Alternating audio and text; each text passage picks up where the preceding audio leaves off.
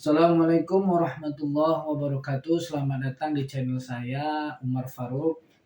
Saya akan membuat video-video reaction, mereaction tentang ustadz-ustadz yang ada di Indonesia. Ustadz-ustadz yang terkenal ataupun yang tidak terkenal, kita akan mereactionnya. Tujuan video ini saya buat untuk sarana dakwah juga, agar kita semua, khususnya penonton yang menontonnya, menjadi asbab hidayah, menebarkan pahala, dan sama-sama agar mendapatkan ilmu dari ustadz-ustadz yang ada di Indonesia, khususnya ulama-ulama yang mempunyai segudang ilmu yang luar biasa. Kita akan membuat reaksinya. Silahkan tonton videonya. Saya katakan pada ibu saya, bahkan Allah akan turunkan saat di dunia. Ayah saya meninggal saat saya masuk pesantren, dan baiknya saya rasakan luar biasa. Beliau mengajar di musalla kecil dulu, sekarang jadi masjid. Itu saya selalu di bawah. Beliau mengajar, saya tidur. Sekarang gantian, saya mengajar, beliau tidur. Dan kadang dipangku, gendong sampai pulang. Saya pernah sengaja pura-pura tidur untuk ingin tahu apa yang dikerjakan ayah saya di jalan. Jaga betul supaya nggak bangun. Begitu saya disimpan di kasur dan bangun, diajak bercanda. Saya mau masuk pesantren, beliau nggak sempat ngantar. Saya bertemu, beliau menangis, peluk saya, minta maaf gak bisa ngantar ke pesantren. Saya belum mengerti apapun saat itu. Saya bertekad, insya Allah saya belajar dengan sungguh-sungguh. Sepekan 2 pekan saya dapat panggilan pulang. Saya tanya pada kakak saya yang ikut, sekarang ada di sini, di mana ayah?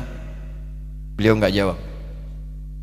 Sampai di Bandung, paman saya, beliau sekarang Sekom MUI Jawa Barat, langsung menyampaikan, nampaknya nggak akan terkejar sampai sana, mungkin sudah dimakamkan. Saya ngerti, paham saat itu bahwa beliau telah wafat. Maka saya pulang. Maghrib saya sampai, saya dapati ibu di ruangan tengah. Saya datangi, saya menahan tangis, tidak menangis sedikit pun, untuk membahagiakan ibu saya. Saya datang, saya peluk, saya temani tidurnya. Itu pertemuan saya dengan ayah saya terakhir di mimpi. Saya bermimpi melihat sudah pakai kemeja, tersenyum, mendadahi saya.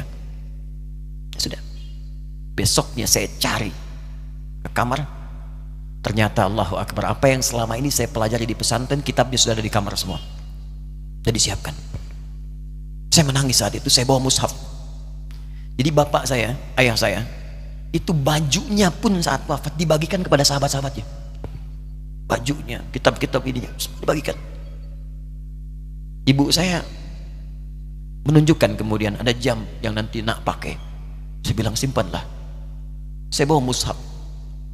Dengan mushaf itu saya duduk di ruangan tengah, saya menghadap ke kiblat dan saya mohon kepada Allah, ya Allah, saya tak punya kemampuan lagi membahagiakan ayah saya saat hidup di dunia, tapi mohon jadikan setiap huruf dalam Al-Quran ini, ya Allah, pahalanya mengalir untuk ayah saya. Begitu saya bacakan saat itu, tak bisa saya berhenti, dan tiba-tiba langsung masuk ayatnya, artinya, posisinya, nomornya, gak pernah berhenti, masuk. Saya bertekad ingin berbuat baik. Puncaknya saya sekolah, ibu, ya Allah, saya ingin berbakti pada ibunda saya. Anda tahu apa yang terjadi? Demi Allah saya katakan, ketika Anda bersabar, ibu saya, bu, pak, itu krisis 97 Pak. Waktu krisis saya masuk pesantren, saya diberikan sempurna bekal seperti anak-anak lain. Rupanya ibu saya sudah tanya kepada santi-santi, orang tuanya, berapa bekal Anda kasihkan? Dikasih yang paling tinggi itu dikasihkan pada kami tiap bulan. Saya terima. Satu kali libur saya pulang dari jauh, ibu saya tersenyum melihat sedang jemur pakaian, lihat saya. Begitu saya tiba, kaget saya. Kok pakaian ibu saya, pakaiannya nggak cocok dipakai gitu. Ini bukan pakaian ibu saya, kayak kain pel lah kalau sekarang. Saya masuk ke rumah, saya kejar, saya buka pakaiannya, lemarinya, saya nggak temukan sedikit pun. Saya kejar kakak saya, dia sudah siapkan makan, kak perempuan kami yang kedua. Mana pakaian ibu saya? Perhatikan jawabannya. Dia menangis saat itu. Dia bilang, mama itu telah menjual semua perhiasan dan pakaiannya untuk pendidikan kamu. Jual. Untuk kita katanya. Jual. Dan bertahan dengan 150.000 per bulan saat krisis. Jadi rupanya ibu saya itu makan nasi sehari cuma sekali. Beliau mengajar. Di berangkat sekolah itu cuma makan pisang, minum kopi, makan nasinya malam. Saya bilang, ya Allah, saya akan ganti baju ibu saya dengan kain ihram dan saya ganting tangannya di Masjidil Haram. Itu apa yang terjadi? Begitu saya kuliah di Libya, alhamdulillah, saya berangkat, saya mulai mengajar, saya serius belajar. Saat itu kemudian Allah mulai berikan jalan. Saya ingin sungguh-sungguh. Malam saya bangun, saya sholat, saya belajar, saya menghafal Quran, saya belajar riwayat Quran. Sampai puncaknya tiba. Saya ditugaskan pemerintah Indonesia saat itu untuk jadi petugas haji di Mekah. Saya telepon ibu saya. Saya bilang, Ma, saya insya Allah akan haji 2010. Saya telepon Februari saat itu. Saya dengar suara, terbayang wajahnya indah, senyuman, bahagia. Alhamdulillah, nak. Kapan berangkat? Tahun ini insya Allah. Saya bilang, dan saya tidak akan pernah berangkat kecuali mama pun akan berangkat.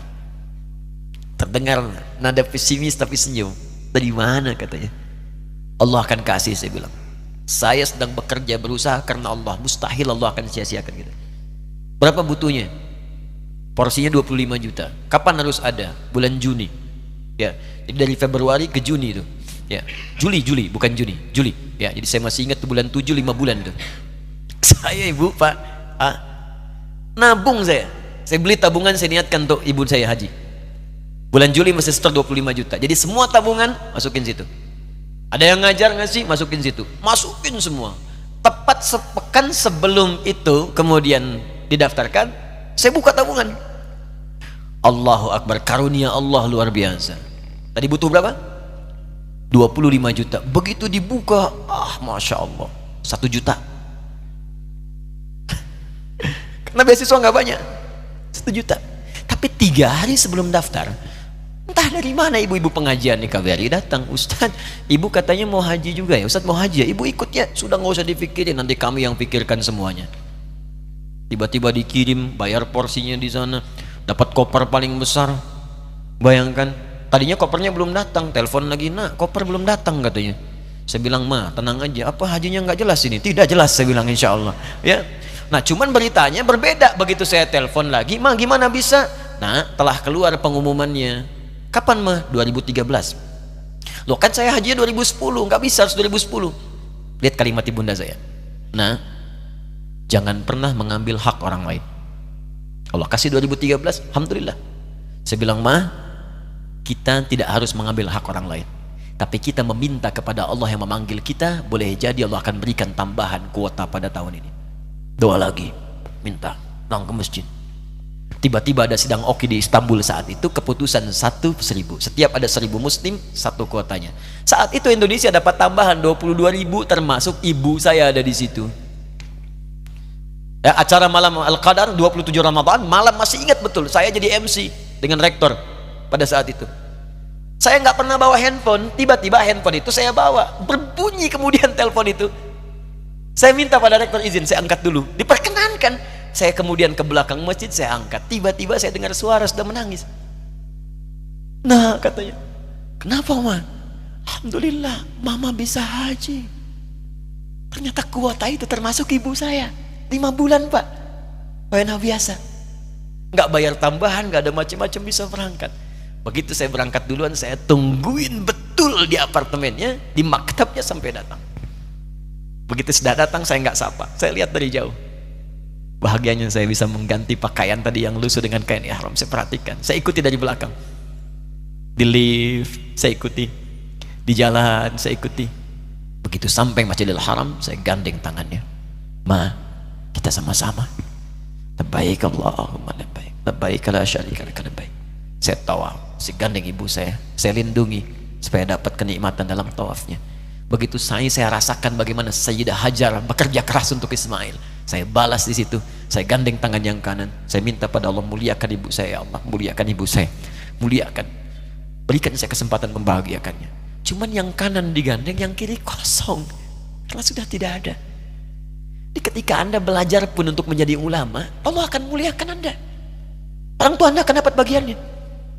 Yang hafal Quran itu Musa, yang bisa haji bapak ibunya. Kemarin saya jadi Amirul Hajj dari kedutaan Saudi berangkat, membawa 350 orang rombongan. Siapa yang saya bawa? Ahli Quran, yang hafal Quran anak-anaknya. Ahmad Kamil, yang haji, pengajarnya, murabbinya, ibunya, temannya, banyak yang berangkat. Yang berangkat siapa? Calon ulama. Dijadi ulama itu jangankan sudah jadi, kalau benar caranya, baru bergerak pun Allah pasti akan jaga. Kalau benar caranya. Di satu pertanyaan tadi, pilih mana orang soleh atau ulama? Jangan pisahkan, karena jadi ulama itu adalah tingkat tertinggi bagian dari orang soleh. Jadi mesti ada yang jadilah di keluarga. Pilih satu, mungkin ahli Quran, kedua ahli hadis, yang lain dunia, tapi dunia diniatkan membantu ibadah. Jadi arsitek buat bangun masjid, bangun pesantren, pahala banyak. Insya Allah akan dibuka oleh Allah, insya Allah.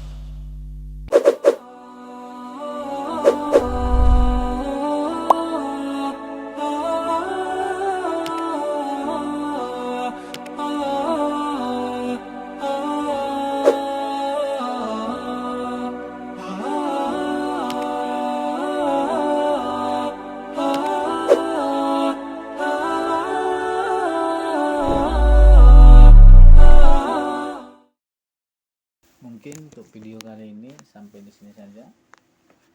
Itulah kisah tentang Ustadz Hadi Dayat yang menceritakan kisah beliau ketika beliau kecil, ketika beliau ingin masuk pesantren, ditinggal ayahanda tercinta, dan kisah beliau menuntut ilmu ketika pesantren di luar negeri, dan inspiratifnya ketika beliau memberangkatkan haji ibunda tercinta. Semoga video ini menjadikan kita menjadi hamba yang bersyukur, menjadi hamba yang soleh, dan menjadi anak yang taat kepada kedua orang tuanya. Demikian. Assalamualaikum warahmatullahi wabarakatuh.